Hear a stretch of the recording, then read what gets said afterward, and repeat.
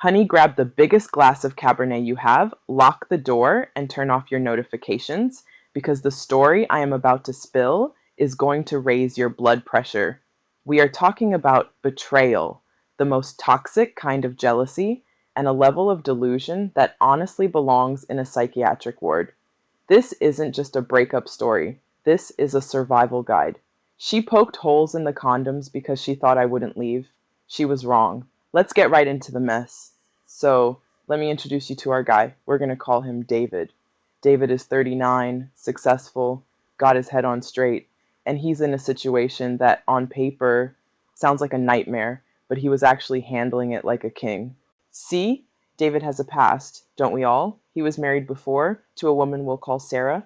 They were college sweethearts, the whole 9 yards. They had a son, Leo, who is 15 now. But you know how it goes. Sometimes you grow up and you grow apart. They were married for 6 years, realized they were better friends than lovers, and decided to call it quits. Now, usually, this is where the drama starts, right? Screaming matches, custody battles, keying cars. No, not David and Sarah. They had what I call a unicorn divorce. It was amicable, no backstabbing. David co-owns a business, he makes bank, and even though they split 50-50 custody, he made sure Sarah was set up. He let her keep the house. He paid for Leo's private school, health care, the works.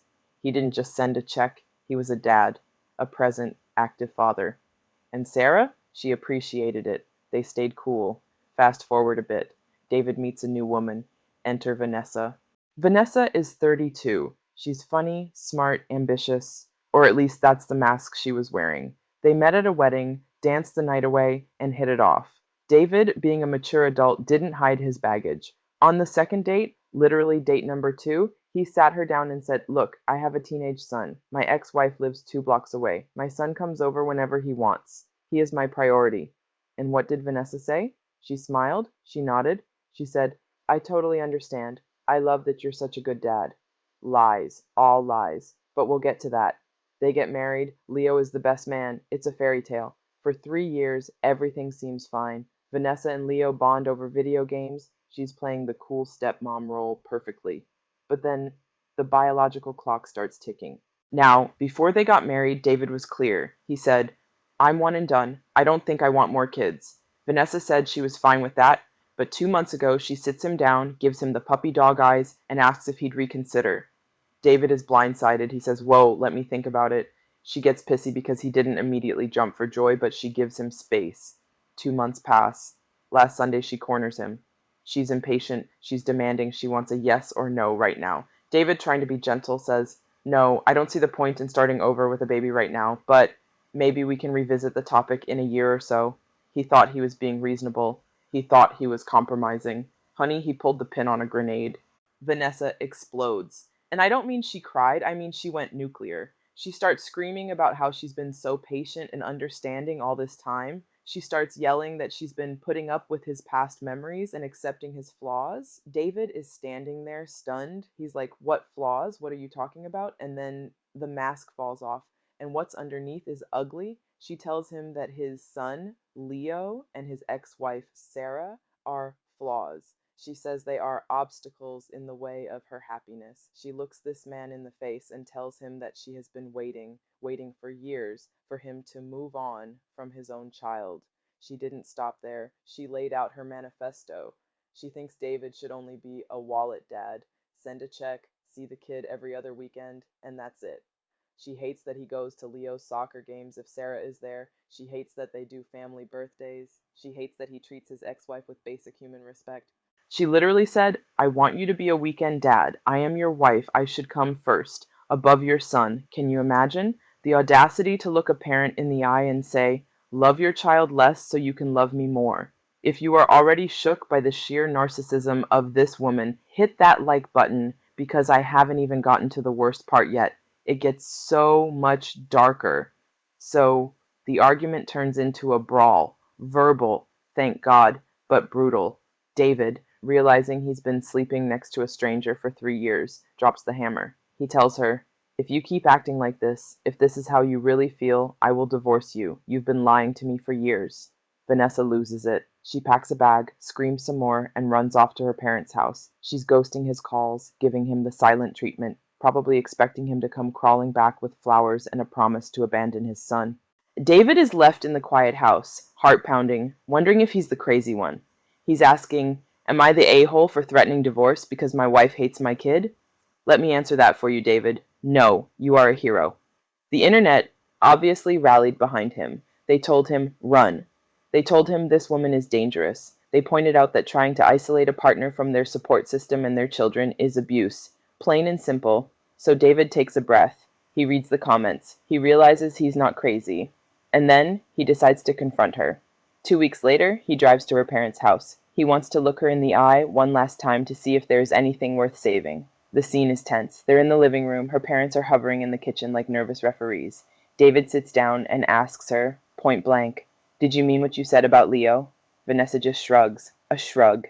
She says, I don't hate him. I just think it's unnecessary how much time you spend with him. David, trying to find a logic he can understand, asks a hypothetical question. He says, okay, Vanessa, if the roles were reversed, if we had a son together and I divorced you and married someone else, would you want me to neglect our son for the new wife? You would think this would click, right? You'd think she'd have a moment of empathy. Nope. She gets furious. She starts screaming that he's shoving the fact that she doesn't have a kid in her face. She plays the victim card so hard, she practically throws it on the table. Her parents have to come in and calm her down, but David keeps pushing. He asks, if we had a baby, would you have neglected Leo? And she says, cold as ice, I would have prioritized my own kid. There it is, the admission. She admits she would treat Leo like a second-class citizen in his own home. David tries one last thing. He suggests therapy. She laughs in his face. She tells him he's blowing things out of proportion and making her look like the bad guy. Honey, you are the bad guy. You are the villain in this movie. David stands up. He realizes it's over. He tries to kiss her goodbye, habit, I guess, and she recoils like he's toxic waste. He tells her, I'll be speaking to a divorce lawyer after the holidays. She refuses to even look at him. He walks out to his car, feeling like his life is crumbling. He loves her, or he loves the version of her she pretended to be, but he knows he has to protect Leo. But wait, you think that's it? You think this is just a sad divorce story? Oh no. Make sure you are subscribed because the update I'm about to drop is going to make you scream at your screen. Thanksgiving passes. David is miserable. Then, the Sunday after Thanksgiving, Vanessa comes home. She looks terrible. Bags under her eyes, pale, shaking. She walks into the living room, sits down, and drops a bomb that destroys everything. I'm pregnant. David freezes. His mind is racing. How? They use protection. He's been careful. He was specifically trying to avoid this. And then Vanessa starts crying, but it's not happy tears. It's the tears of someone who got caught, she confesses. Remember that argument 2 months ago? The one where David said he wasn't sure about kids? Vanessa didn't just get mad. She got vengeful. She talked to a friend, and I use that term loosely because this friend is a demon, who told her, just trap him. He loves you too much. Once the baby is here, he won't leave. So Vanessa, a grown woman of 32 years old, went into the bathroom and poked holes in the condoms. She stopped taking her birth control pills and didn't tell him. She stealthing him. She assaulted him. She manipulated his biology and his future against his will. David is sitting there listening to this and his blood is turning to ice. He asks, why are you telling me this now? She says, because after our last fight, I realized you wouldn't change. I realized you would never put this new baby above Leo, and I got scared. She thought getting pregnant would force him to abandon his first son. She thought a baby was a leash she could use to drag him away from his past. But when he stood his ground, her plan backfired. Now she's pregnant, alone, and married to a man who looks at her with pure disgust. David doesn't scream. He doesn't break things. He goes completely numb. He looks at her and says, I am filing for divorce. Get out of my house. She begs. She pleads. She promises to go to therapy now. Funny how therapy is an option when the consequences show up, isn't it? She says they can be a happy family. David gets in his car and drives for hours screaming and crying. The betrayal is so deep it's physical. This woman didn't just lie. She tried to enslave him with a child. Now he's stuck. Christmas is days away. His family is coming. Sarah and Leo are expecting a happy holiday. And David is sitting on a secret that could nuke the entire family dynamic. He hits up the internet again, asking, what do I do? Is the baby even mine? How do I tell people my wife is a predator? The internet screams in unison, lawyer, DNA test, restraining order. People pointed out that what she did is a crime in many places. It's reproductive coercion, it's abuse. And here is where we get to the final resolution. Fast forward 11 months. We are in the present day. The dust has settled, and let me tell you, karma came to collect. David filed for divorce immediately. He sent a long, detailed email to his parents, and this is the boss move, to her parents. He laid it all out, the hate for Leo, the ultimatum, the condom sabotage, everything. He expected a fight, but remember, I said Vanessa's parents were in the kitchen during that fight. They knew something was wrong. Vanessa's dad reads the email, and he steps up. He calls David and apologizes. He tells David, we support you. He tells Vanessa, if you drag this divorce out, if you cause him problems, we are cutting you out of the will. Boom, money talks. The divorce was finalized in April. David kept his house, he kept his car, he kept his dignity. But what about the baby? Vanessa stayed pregnant. David, being the man he is, decided he couldn't punish an innocent child for the sins of the mother. He showed up to the appointments, he built the crib, he painted the nursery, but he was a ghost. He didn't hold her hand, he didn't say, I love you. He was there as a father, not a husband. Vanessa tried to seduce him back. Can you believe it? Pregnant, divorced, and still trying to manipulate him? David told her father, and her dad shut that down immediately. In June, the baby was born, a boy. They named him Sean. Let's stick to Sean. David demanded a DNA test immediately. He needed to know, and it is his 100%. So now, David is a dad of two. He has 50-50 custody of baby Sean. He has Leo, who took the news like a champ. David sat Leo down with Sarah and her new husband present and told him, Vanessa and I are done because she wasn't kind to you. You are my son, and I am not going anywhere. Leo hugged him. That's what matters. Now, David is changing diapers again at 40. He says it's scary but fun. He's taking a break from dating, probably forever, and I don't blame him. Sarah, his ex-wife, is pregnant too with her new husband, so the family is growing in all directions. But Vanessa, she's a single mom, divorced, cut off emotionally by her ex, and on thin ice with her parents. She tried to trap a man, and instead she trapped herself in a lonely life of co-parenting with a man who despises her.